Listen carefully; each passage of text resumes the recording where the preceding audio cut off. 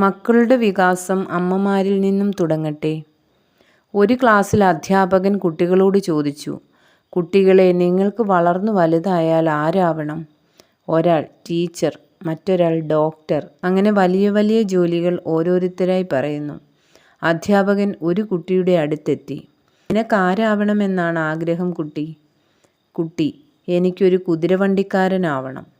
അധ്യാപകൻ: എന്ത്, വെറും ഒരു കുതിരവണ്ടിക്കാരനോ? നിനക്ക് ലജ്ജയില്ലേ കുട്ടി? മോശം മോശം. അന്ന് മുഴുവൻ ആ കുട്ടിയെ കുട്ടികളെല്ലാവരും ചേർന്ന് കളിയാക്കി. അവൻ അപമാനിതനായി. സങ്കടത്തോടെ അവൻ വൈകുന്നേരം വീട്ടിലെത്തി. അവനെയും കാത്ത് വാതിൽക്കൽ അവൻ്റെ അമ്മ നിൽക്കുന്നുണ്ടായിരുന്നു. മകൻ്റെ മുഖം വാടിയത് കണ്ട അമ്മ ചോദിച്ചു, എന്തു പറ്റി ഉണ്ണി നിനക്ക്? കുട്ടി: ടീച്ചർ എന്നെ വഴക്കു പറഞ്ഞു. കുട്ടികൾ മുഴുവൻ കളിയാക്കി. അമ്മ: എന്തിന്? കുട്ടി: ആരാവണമെന്ന് ടീച്ചർ ചോദിച്ചപ്പോൾ ഞാനൊരു കുതിരവണ്ടിക്കാരനാവണമെന്ന് പറഞ്ഞു. അമ്മ ചിരിച്ച് മകനെ ഉമ്മ വെച്ചുകൊണ്ട് പറഞ്ഞു, അതിനെന്താ, എൻ്റെ ഉണ്ണി ഒരു കുതിരവണ്ടിക്കാരൻ തന്നെ ആവണം. പക്ഷേ എങ്ങനെയുള്ള ഒരു കുതിരവണ്ടിക്കാരനാവണമെന്നോ? അമ്മ കാണിച്ചു തരാം, വരൂ. അമ്മ മകനെ പൂജാമുറിയിലേക്ക് കൂട്ടിക്കൊണ്ടുപോയി.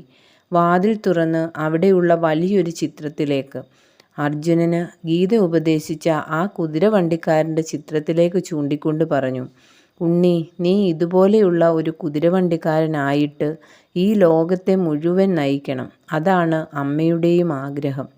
അമ്മയുടെ ആ വാക്കുകൾ കുട്ടിയുടെ ശരീരത്തിലൂടെ 1000 വാട്ട് വൈദ്യുതി പോലെ പ്രവഹിച്ചു. കുട്ടിയുടെ സങ്കടവും അപമാനവും ഒറ്റയടിക്ക് മാറി. ആരായിരുന്നെന്നോ ആ ബുദ്ധിമതിയായ ഒരൊറ്റ വാക്കുകൊണ്ട് മകൻ്റെ ചിന്താഗതി മുഴുവൻ മാറ്റിമറിച്ച ആ അമ്മ? ഭുവനേശ്വരി ദേവി.